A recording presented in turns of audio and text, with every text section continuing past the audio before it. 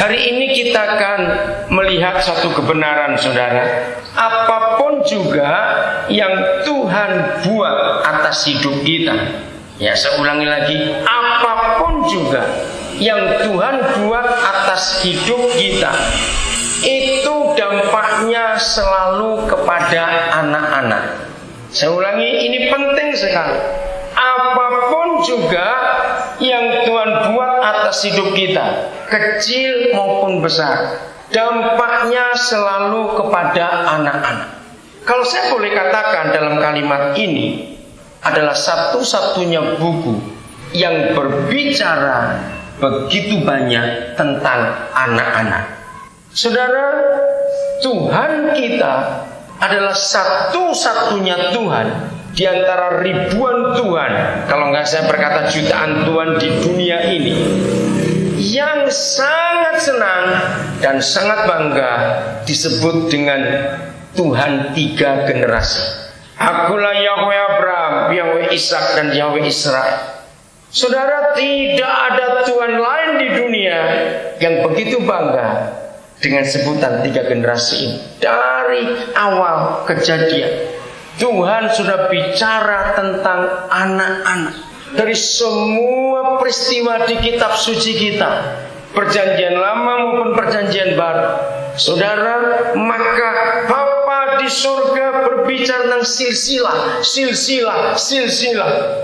Jangan anggap enteng semua silsilah yang ada di Alkitab punya rahasia yang luar biasa. Saya tidak tahu hari ini saya mampu membukakan berapa hal di kitab suci ini, dari berapa pasal, bagaimana Bapa di surga sangat berurusan dengan keturunan, dengan anak-anak. Sungguh tidak ada buku lain di dunia kecuali kitab suci kita ini yang berbicara begitu banyak tentang anak-anak.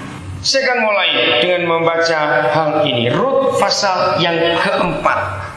Saudara, saya dapat pewahyuan ini kira-kira tahun 97.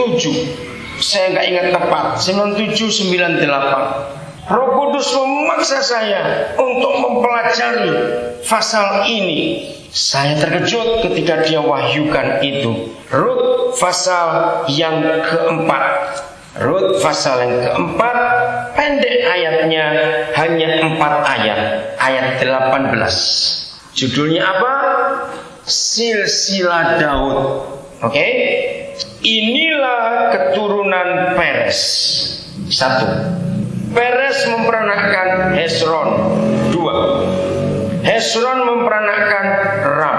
3. Ram memperanakkan Aminadab. 4.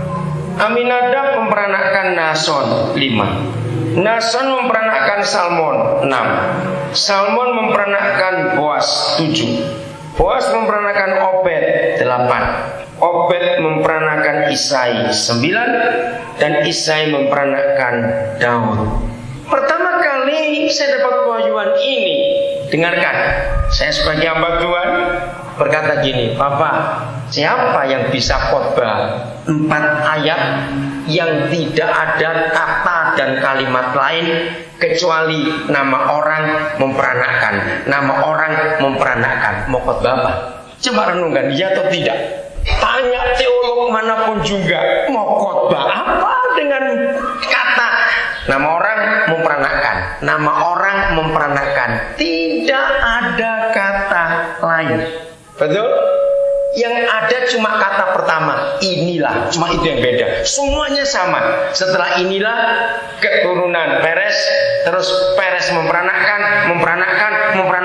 sampai terakhir memperanakkan Daud. Saya tanya, bilang, Bapak, terus saya nggak ngerti ada apa di dalam perikop pendek ini. Waktu itu asrama kami sudah berjalan. Siang-siang saya ke asrama melihat mereka masih tidur. Tidak ada suara Tuhan apa-apa. Saya kembali ke rumah. Ini di Nabire, saudara. Sampai rumah saya buka lagi kitab suci ini. Saya ingat betul hari itu panas. Saya duduk di lantai. Badan saya dan kepala saya sandar di dinding di ruang tamu. Alkitab saya buka. Saya merenung. Apa rahasia ini, Bapak? Nama orang memperanakkan. Kenapa? Papa tahu bahwa saya nggak ngerti ayat ini. Dia tanya begini, hanya untuk aku bisa mendapatkan seorang yang bernama Daud supaya lahir Yesus di dunia. Daniel, kamu hitung berapa generasi aku persiapkan. Ketika suara itu muncul, bulu kuduk saya berdiri, saudara. Hitung tadi, hanya untuk mendapat seorang Daud, surga mempersiapkan dengan 9 generasi sebelumnya.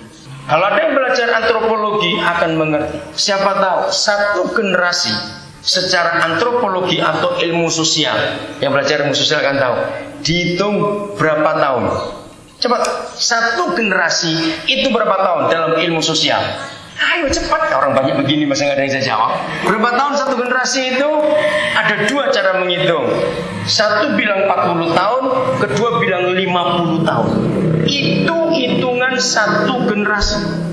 Nah, kalau 9 generasi Papa mempersiapkan hanya untuk mendapatkan seorang bernama Daud, sambil tengah-tengah 45 tahun. Cepat kalikan. 9 kali 45 berapa? Ayo cepat, yang biasa ngitung duit pasti tahu. Berapa? 9 kali 45 405 tahun. Kalau Daud lahir tahun 2009 misalnya, berarti surga mempersiapkan dari tahun berapa? Untuk 405 tahun yang lalu berapa itu? Cepat, 1000 berapa itu? Ayo dihitung aja cepetan. 2009 dikurangi 405. Ayo cepat, berapa? Tahun 1000 berapa? 604. Saudara di mana waktu itu? Saudara, kalau Daud lahir tahun 2009, berarti surga sudah mempersiapkan sejak tahun 1604 yang lalu. Saya syok mendengar itu. Dan jangan kaget, saya menangis akhirnya. Walaupun begitu Daniel, Daud pun tetap bisa jatuh dalam dosa. Yang dipersiapkan 405 tahun pun masih gagal. Apalagi yang gak dipersiapkan. Saudara, bukan rahasia. Dengar anak-anak muda. Dengar anak-anak muda. Dengar anak-anak muda. Bukan rahasia lagi.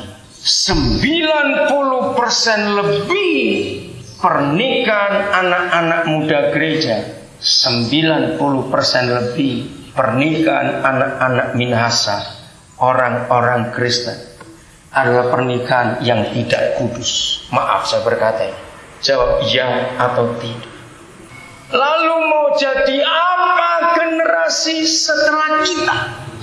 Bulan April bangsa kita akan ada pemilihan umum lagi, memilih presiden. Sama saya berkata gara-gara pasal ini.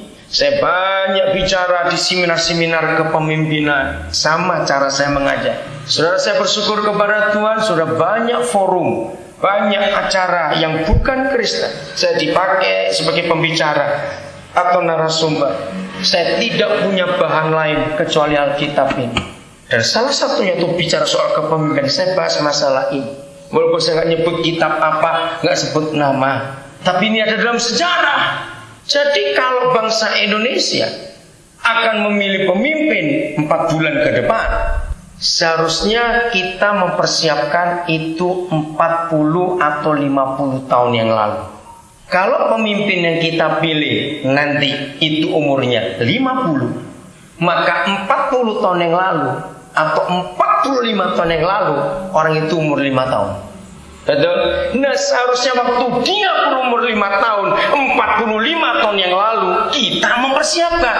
Anak itu dididik baik-baik, diarahkan baik-baik, diajarin baik-baik supaya dia jadi pemimpin.